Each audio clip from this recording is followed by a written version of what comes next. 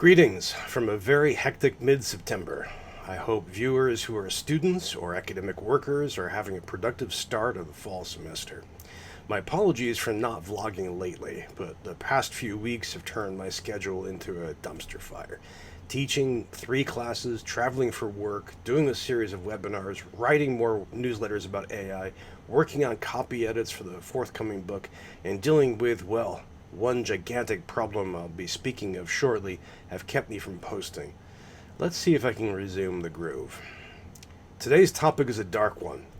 Why I'm nervous about higher education for this academic year. First, I'm going to describe 5 big picture structural problems pressuring colleges and universities, all of which have been going on for some time. Next, I'll address the more recent problem, political attacks on the academy. Problem 1. Public attitudes towards higher education are worsening in the United States. This is a trend I've been tracking for years, and it's not looking good now.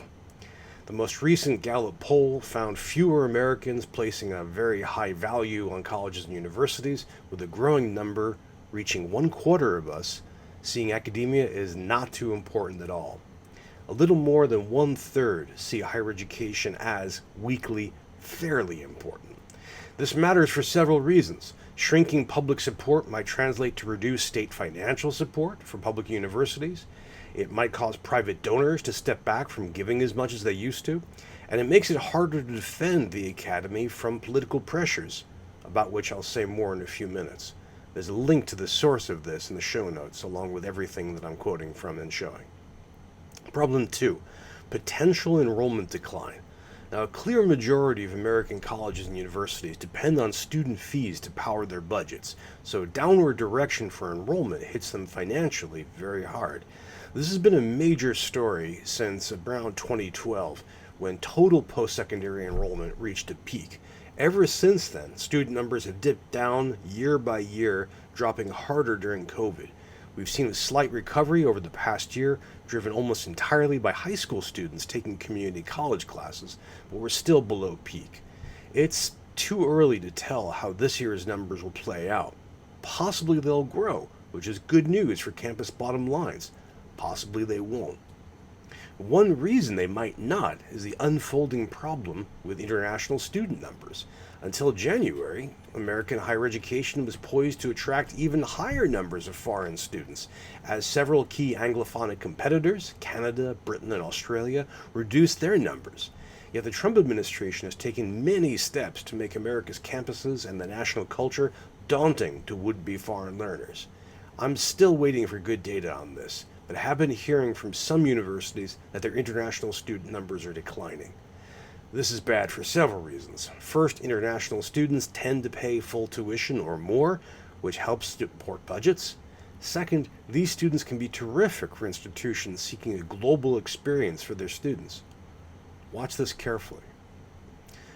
Problem 3 concerns demographics. It's very well established that many nations are going through what demographers blandly refer to as the demographic transition.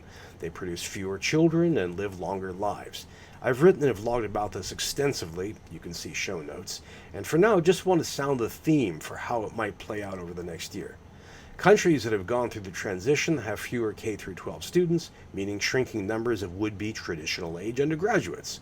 Some nations, including the US, have accepted more migrants, as immigrants tend to be younger than the general population and also have more children at first.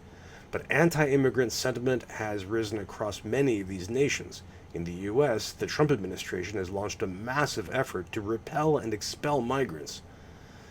Plus, we should be experiencing more of what Nathan Graw has referred to as the demographic cliff.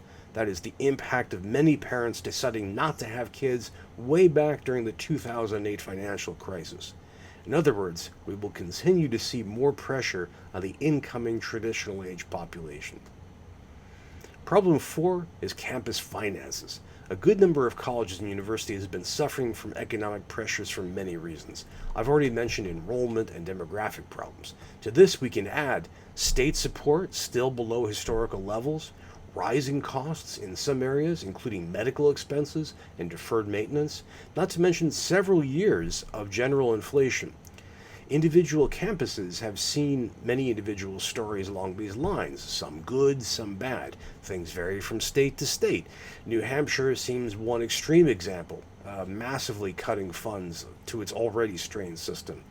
I've been tracking too many stories of campuses cutting programs, terminating faculty and staff, merging with other schools, or being shut down. Problem 5 is AI. The technology has exploded over the past several years, attracting controversy and many vast amounts of investment. AI use is apparently widespread across the student body, and campuses are still trying to figure out how to best respond. I have a lot to say about this, but for now I want to mention several reasons why this worries me for the next academic year. First, we have no handle on the AI cheating problem. There is a spate of commercial services and popularity of old ideas, but none of these work at scale, if at all. It seems likely to me that a post-secondary degree will be worth less very soon. Second, there's a crying need for professional development, and it's unmet at present. Third, there are rising tensions in the academic community, with anti-AI resistance firming up and AI proponents trying to implement more AI work on campus. This may become political if Republicans expand their support of AI and if Democrats increase their opposition. 4, some see student learning as declining as would-be learners outsource learning tasks and software. So it's possible that we will see the actual core work of academic teaching decline over this year. Now, there are a lot of positives, potential positives in AI, but today's theme is about problems, and I'm going to focus on that. Problem 6 is simply the Trump administration and its attacks on higher education. Every month, every week, sometimes every day, we've seen announcements, rulings, cuts, police raids, and a steady flow of anti-academic discourse. I've been tracking this in a video series, see below in the show notes from link, so I'll just sum it up here. There are cuts to research funding from many federal programs and targeted a series of universities. There's a lot of cutting for any support for DEI, gender, climate work in research, grants, programs, policies, and more. There are attacks on specific universities like Columbia, Brown, and especially Harvard. Some of these have interfered with institutional autonomy. There's going after students, faculty, and staff for public and for classroom statements. There's also attacking international students, as I said earlier. Now, the big, beautiful bill, which passed this summer, that may reduce student access to loans, cutting student numbers, as well as having serious effects on students' academic careers. And there's pressure on accreditors and the accreditation process, and there's still more, but you get the idea. There have been resistance in many ways, notably legal actions. 600 plus college university leaders signed a public statement against this Trump campaign. But Trump isn't backing down yet, as he has on some other fronts, and the damage is already extensive and likely to expand.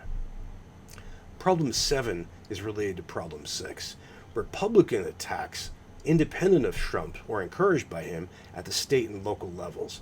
Now, we've already seen some state governments go after their colleges and universities. For example, Texas has reduced the power of faculty senates, and some Texan legislators have pressed for firing professors and administrators.